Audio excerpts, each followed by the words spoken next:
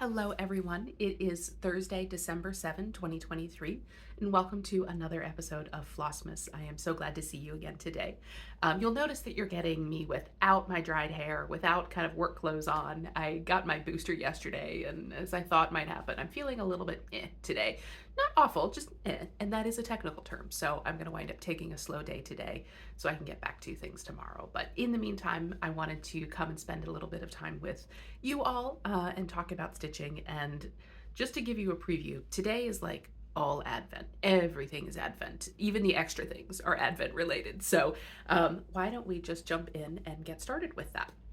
So the first thing that I want to show you is the couple of previously fully finished objects. These are two things that are hanging on my Christmas tree. And thank you everybody for the reaction to kind of the house tour and the decorations tour. It was so fun to show those to you, and I'm glad that you enjoyed them. So glad that you enjoyed them. So the couple of pieces that I wanted to show you to you today are from the same set, and these are by LizzieKate. And they are from the Be Blox, and it's Be Jolly and Be Merry, or Be Merry and Be Jolly.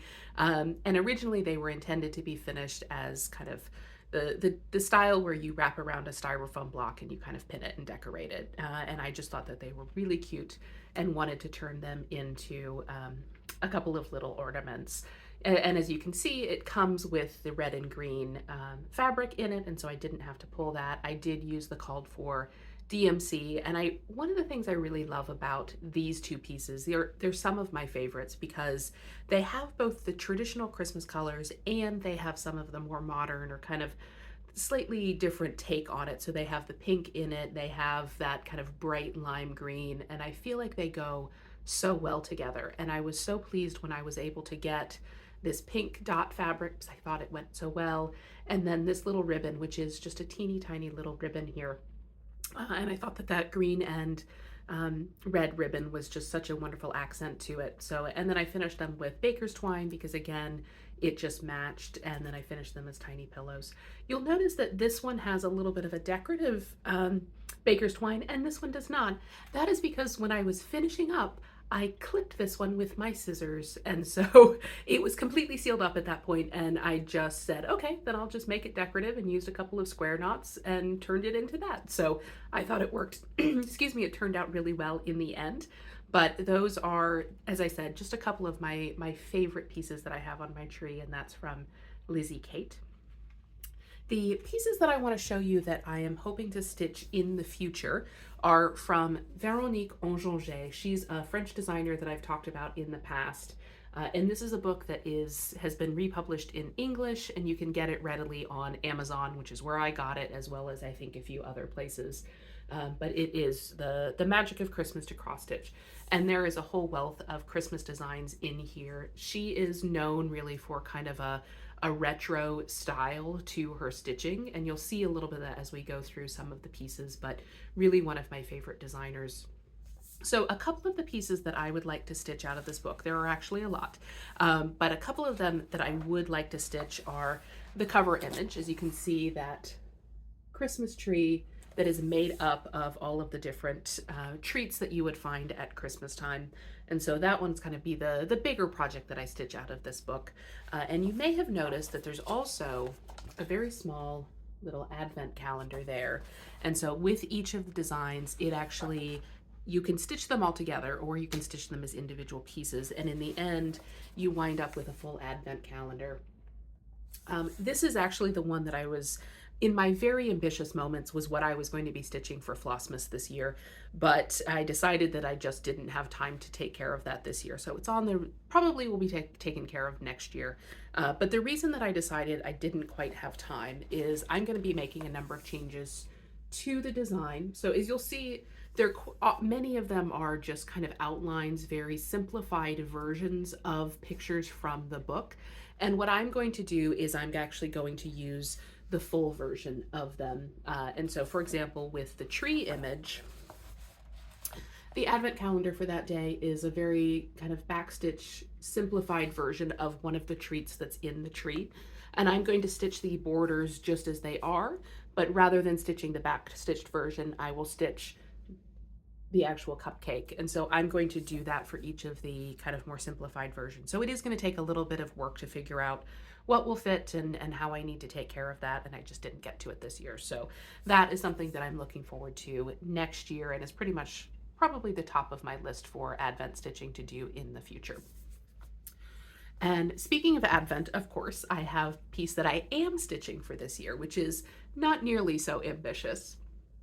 And as we now have number 7 on the edition.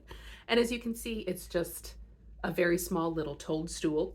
In Germany, toadstools are kind of known for, in fairy tales and tradition, are known for being something that is lucky. And so you often see them in Christmas decorations and decor from Germany. So I thought that that was a really nice little addition to it. And as you can see, we're moving on to the second row. And it is just a stitch that I continue to really enjoy. I have to say, I think that the very tiny little numbers are maybe my favorite thing because they're just so delicate, but everything about it is wonderful.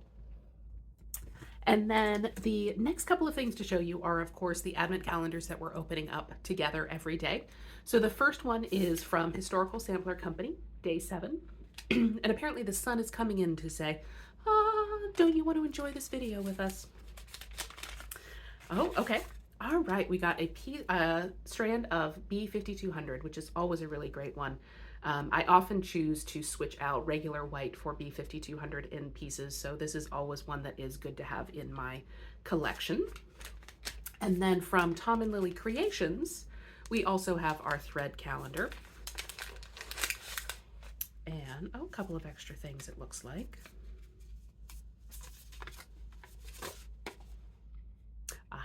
A little note for subscribers. So that is about the subscription box that is a kit that you receive every month. I was a subscriber for a number of months and I really enjoyed it. I let it go, not because I didn't like it, but because I was just trying to catch up on the stitching that I have. But it's called the Broderie and Color Box, and you can sign up from them and get a little full kit with everything that you need for a piece every month. And so it's one that I really enjoy. And the color for today is opal. I think that's probably opal in English. Really gorgeous, bright, vibrant blue with, of course, some darker colors down at the bottom. I really am enjoying opening these up because they are such rich and vibrant colors and very much something that you can use in holiday stitching as well as things that you can use throughout the year. And then the last thing for today, or kind of extra content for the day, is also an Advent book. And this is something that I actually just received. I've only looked through it a little bit. But this is a book that is a family Advent activity book, and it's intended to be something that a family can reuse every year as they go through the process of celebrating Advent. The reason that it was drawn to my attention is because this artist, who is Jill Howarth, is a designer that I really love. She does a lot of fabric designing, and so I've purchased her a number of pieces from her lines in the past, and she's done a lot of classic literature. So she's done an Anne of Green Gables series, Little Women.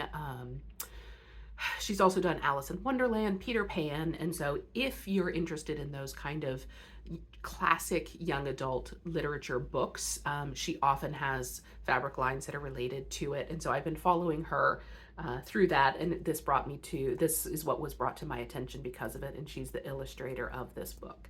And I was realizing, despite the fact that I'm, familiar with the more secular tradition of Advent and the celebrations and the calendars and the countdowns, I didn't grow up in a tradition that celebrated Advent in addition to Christmas. Our church it was about Christmas, but we didn't really talk about the Advent the couple of weeks leading up to it. And so I thought this would be a really great way to learn more about each of the 4 weeks leading up to Advent. And it has readings, it has kind of a reusable book calendar that you can open. It has recipes, it has facts about various different things, and then you can go through by yourself or with your family and you can learn about each of those weeks and what it means to celebrate Advent. So I thought I thought it was just a really great way to learn more about this thing that we're celebrating that I enjoy every year. So I'm looking forward to working through that through the rest of the Advent season.